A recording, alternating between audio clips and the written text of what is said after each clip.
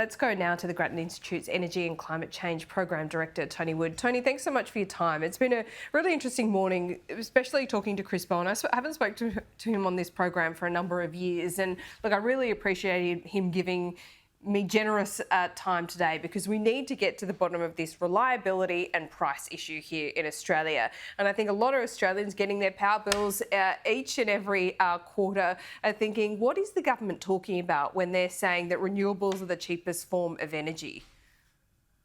Well, the language, as you know, in politics is very important.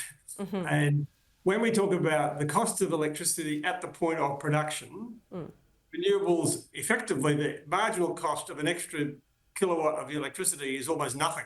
The money's already been spent, right? Mm-hmm. Whereas the marginal cost of a coal-fired power station or a gas-fired power station, you've got to use a bit more coal or a bit more gas. Mm-hmm. At the point of production, the renewable energy is cheaper than the fossil fuel energy. That's a fact, right? Now, the problem is that renewable energy has certain characteristics which are different from coal and gas and hydro and so forth. It's not big spinning turbines. It's a whole lot of panels or a whole lot of wind turbines, and they need to be connected to the grid, a grid that was never designed for that in the first place.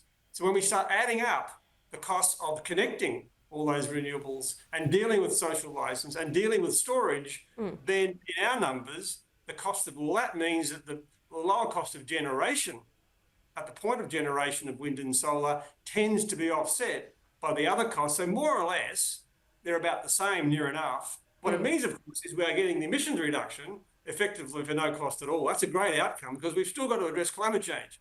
So the combination suggests that the lowest cost way through that is to have renewables backed up by those other things. But we've got to have renewables, we've got to have transmission to connect them, we've got to have storage, and we've also got to have gas to back them up. Yep, that's right. So when it comes to that claim in politics, it might be, but it's certainly not right now, the cost of renewables, because it's also, as Ross just showed us before, it's not dominating our system. Battery, coal still, 60% in New South Wales, for example. But Tony, I mean, when you bring in distribution and transmission and all the billions of dollars that are required, we're paying for that. So when the government's actually talking about renewables being the lowest cost, they're not the lowest cost, but they are the lowest cost in bringing down emissions.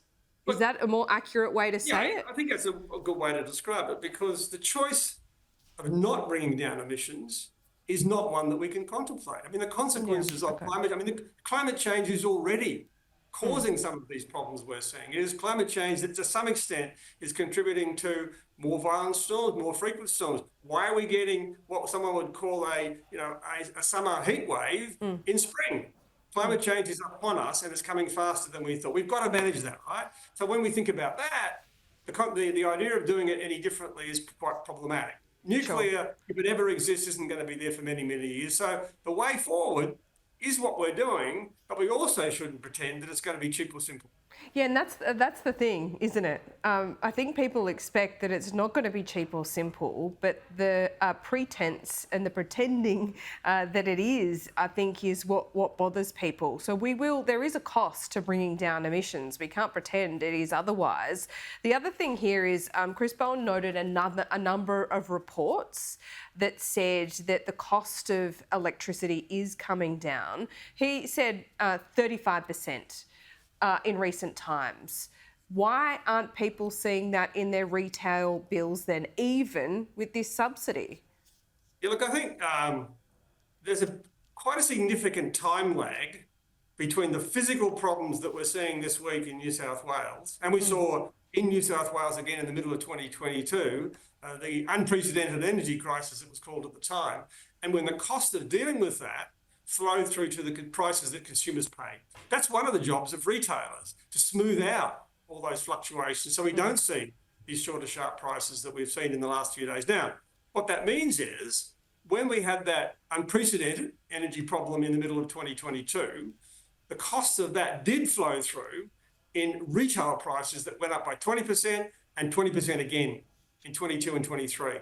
Now, things were already improving by then, but the benefits of the improvements didn't flow through until July of 2024. And mostly prices, then retail prices went down by a bit or up by a very small amount, not very much. So we're now in a situation where, depending on what baseline you choose, if you choose a year, then you could say prices have come down. If you choose 3 or 4 years, you could say, look, prices have gone up. And it's because of the smoothing out of these fluctuations, some of which are associated with the cost of what we're doing, some of which are to do with the challenges of the existing system and the nature of the weather impacts on our system. Yeah, absolutely. The nature of the weather impacts, absolutely. And you can't discount the wars in Parliament over climate change and what to do with it over the last 2 decades, really. And that, you can blame both sides of politics for having a lack of bipartisanship that's got us to this system now. But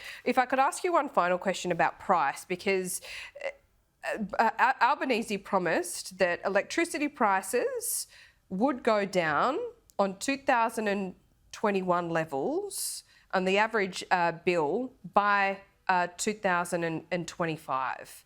So $275.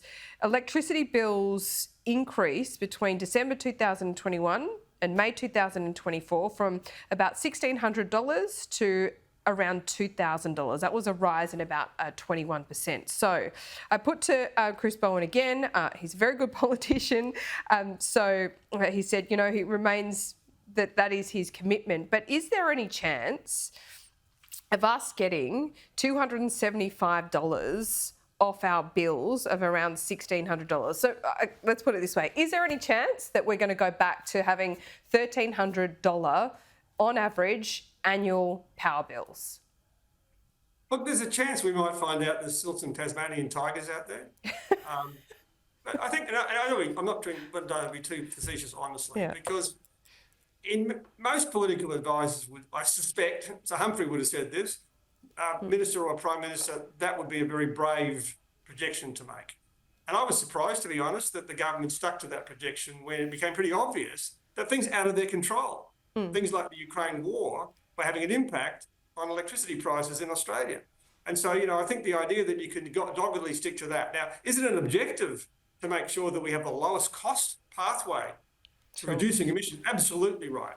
But unfortunately, instead of saying, look, our objective is to get your prices down, and we think it's possible, given our current numbers, to do that, when the numbers change, as someone wisely said, of course you have to change your view, but that's a difficult political shift to make. So I think the minister's right to say, look, we are doing everything we can. We are making progress on reducing emissions. We are making progress on keeping costs under control. But we are, the idea that we are going to achieve the $275 saving, I think, is something that they could much better have communicated as being, yes, aspirationally desirable, but almost certainly practical, no longer achievable. So long and short of it, Tony, we should get used to $500 a quarter on average for the average household. I think we're going to see in where we are now and where we're likely to be. This summer could be quite nasty, right? We've already seen what it could look like. So we could see some nasty shocks, and those costs will flow through to prices next year. On the other hand, I think that we won't see in the longer term, medium to longer term. I don't think we're going to see significant increases or decreases in prices. I think maintaining prices roughly where they are now is about the sort of thing we're going to see as we continue to make this transition. Okay, Tony, thanks so much. The lights have gone out where you are. I don't know, is that got to do with anything? Bit prophetic there. I think it's my haven't paid my electricity bill at Grattan. Okay, well, we'll let you get on and do that. Tony, wonderful end. Thanks so much. That was perfect.